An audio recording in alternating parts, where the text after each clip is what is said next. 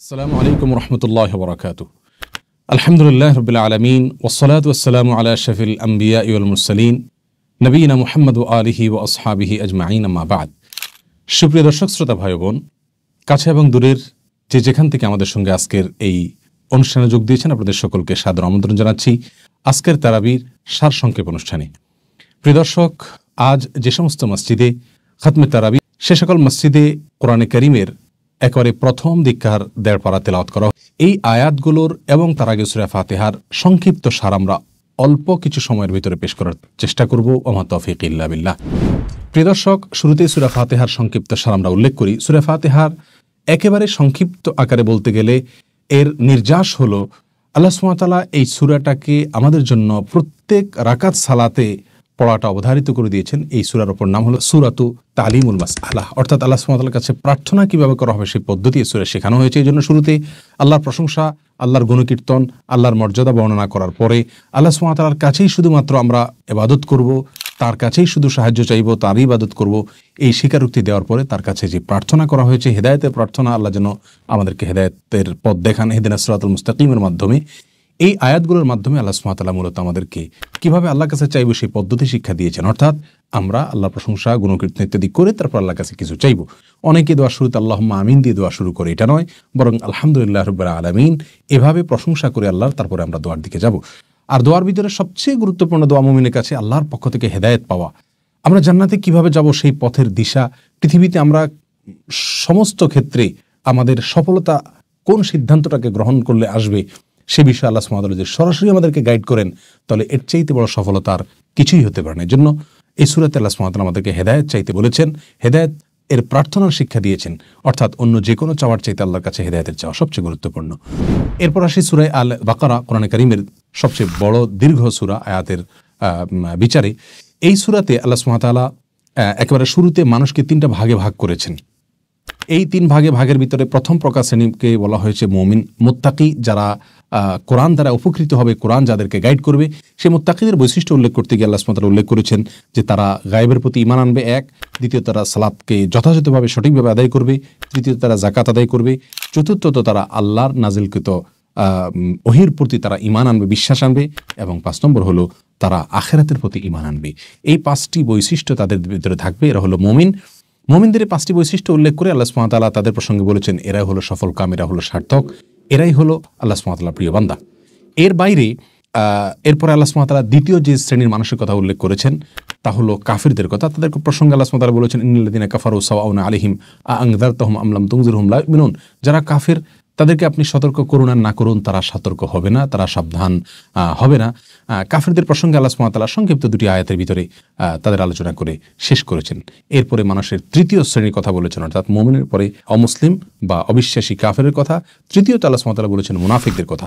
এই মুনাফিকদের জন্য আল্লাহ সুবহানাহু ওয়া তাআলা 13টি আয়াত নাজিল করেছেন, এবং সেখানে তারা মুমিনদেরকে ধোঁকা দেয়, তারা ফাসাদ করে, তাদেরকে শান্তির কথা বলে তারা বলে উল্টা আমরা শান্তিকামী, অথচ তারাই ফাসাদ করছে, এবং তারা মুমিনদেরকে বোকা বানায়, অথচ তারাই বোকা, এবং তারা মনে করে যে তারা আল্লাহর পক্ষ থেকে ছাড় পেয়ে মুমিনদের কাছ থেকে সুবিধা নেয়, মুসলিম সমাজে ঘাপটি মেরে থাকে, মুমিনদের আদলে বসে থাকে, অথচ মুসলিমদের ইমানদারদের কোনো স্বার্থ তাদের দ্বারা সংরক্ষিত হয় না, তারা বরং সুযোগ পেলেই মুমিনদেরকে আঘাত করে।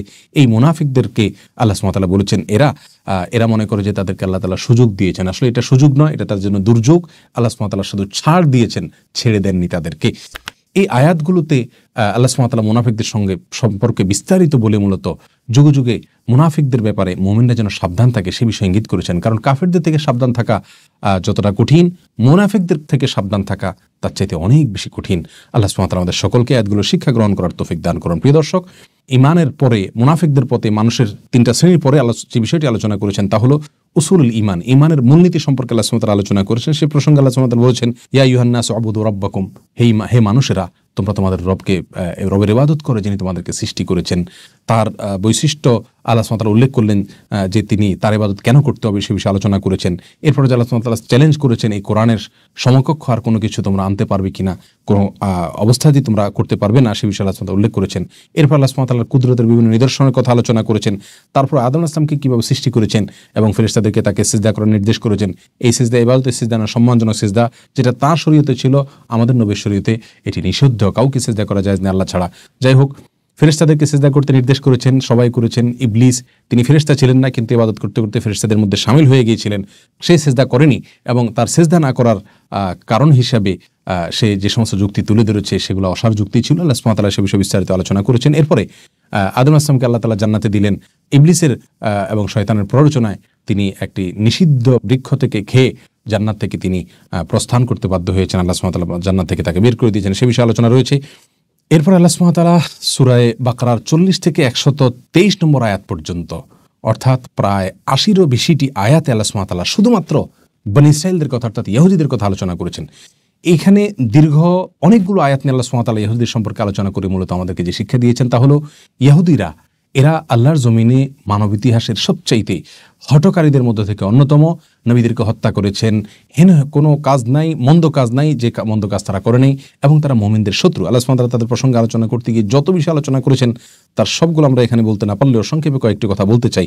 আল্লাহ সুবহানাহু ওয়া তাআলা শুরুতেই বলেছেন, ইয়া বনী ইসরাঈল ইযকুরু নি'মাতি আল্লাতী আন'আমতু আলাইকুম, হে বনী ইসরাঈল তোমাদের প্রতি আমি যে নিয়ামত দিয়েছি সেগুলোকে তোমরা স্মরণ করো। কারণ আল্লাহ সুবহানাহু ওয়া তাআলা আমরা জানি বনী ইসরাঈলের প্রতি কী কী নিয়ামত দিয়েছেন। তারা ফিরআউনের কবলে ছিল, আল্লাহ সুবহানাহু ওয়া তাআলা তার হাত থেকে রক্ষা করেছেন। তাদেরকে আল্লাহ তাআলা সমুদ্র থেকে রক্ষা করেছেন। তারা একটি খাবার খেতে খেতে বিরক্ত হয়ে আল্লাহর কাছে ফরিয়াদ করেছিল, আল্লাহ সুবহানাহু ওয়া তাআলা মান্না সালওয়া পরিবর্তে তাদেরকে বিকল্প খাবারের ব্যবস্থা করেছেন। তার আগে মান্না সালওয়ার নিয়ামত দিয়েছেন। এভাবে তারা আল্লাহর অবাধ্য হয়ে নানা সময় অনেক নাফরমানি করেছিল। আজকে যে গরুর পূজা আমরা দেখি, এটা সূচনা তারা পৃথিবীতে করেছিল। এর সমস্ত অপকর্মগুলোর পরেও আল্লাহ সুবহানাহু ওয়া তাআলা তাদের প্রতি নিয়ামত দিয়েছেন। আল্লাহ সুবহানাহু ওয়া তাআলা সেই বিষয়ে আলোচনা করে তাদেরকে স্মরণ করে দিয়েছেন যেন তারা আল্লাহ সুবহানাহু ওয়া তাআলার নির্দেশের পথে ফিরে আসে, তাওহীদের পথে ফিরে আসে। আল্লাহ সুবহানাহু ওয়া তাআলা এক পর্যায়ে বলেছেন, আতা'মুরুন নাসা বিল বিররি ওয়া তানসাউনা আনফুসাকুম, অন্যদেরকে ভালো কথা বলো অথচ নিজেরা সে ভালো পথে চলো না। এই চরিত্র ভালো নয়, তাদের সেই চরিত্র ইহুদিদের চরিত্র। এটা আল্লাহ সুবহানাহু ওয়া তাআলা আলোচনা করেছেন। এক পর্যায়ে আল্লাহ সুবহানাহু ওয়া তাআলা বলেছেন, ওয়া ইয আখাযনা মিসাকা বনী ইসরাঈল, আমি বনী ইসরাঈলের অঙ্গীকার নিয়েছিলাম। কি মর্মে অঙ্গীকার নিয়েছিলাম? এক, আল্লাহ তা'বুদু ইল্লাল্লাহ, আল্লাহ ছাড়া আর কারো ইবাদত তোমরা করবে না। ওয়াবিল ওয়ালিদাইনি ইহসানা, মা বাবার সঙ্গে সদ্ব্যবহার করবে। তৃতীয়ত ওয়াদিল কুরবা, নিকট আত্মীয় রক্ত সম্পর্কীয় লোকদের সাথে সদ্ব্যবহার করবে। 4 নম্বর ওয়াল ইয়াতামা, ইয়াতীমদের সাথে সদ্ব্যবহার করবে। 5 নম্বর মিসকিনদের সাথে সদ্ব্যবহার করবে। 6 নম্বর ওয়াকুলু লিন-নাসি হুসনা, মানুষের সাথে ভালো কথা বলবে, মন্দ কথা বলবে না। এবং 7 নম্বর ওয়াকিমুস সালাহ, সালাত কায়েম করবে।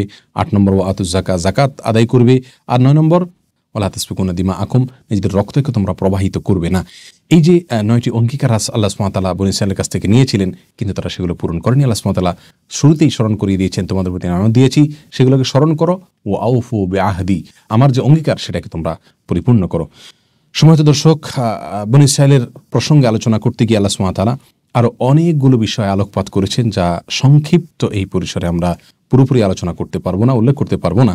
এরপরে আল্লাহ সুবহানাহু ওয়া তাআলা 2 নম্বর পারার শুরুর দিকে, অর্থাৎ আজকের তারাবিতে যেহেতু 1.5 পারা তেলাওয়াত করা, প্রথম পারার শেষে 2 পারা তার শুরুর দিকে আল্লাহ সুবহানাহু ওয়া তাআলা তাহওয়িলে কিবলা, অর্থাৎ নবী আলাইহিস সালামের প্রতি কিবলা পরিবর্তনের যে নির্দেশ ছিল। প্রথম আমরা জানি হারামের দিকে সবাই সালাত আদায় করতেন মক্কায় থাকাকালীন। এরপরে আল্লাহ সুবহানাহু ওয়া তাআলার নির্দেশ আসলো বাইতুল মাকদিসের দিকে ফিরে সালাত আদায় করা, কিবলা ছিল বাইতুল মাকদিস বা বাইতুল মুকাদ্দাস।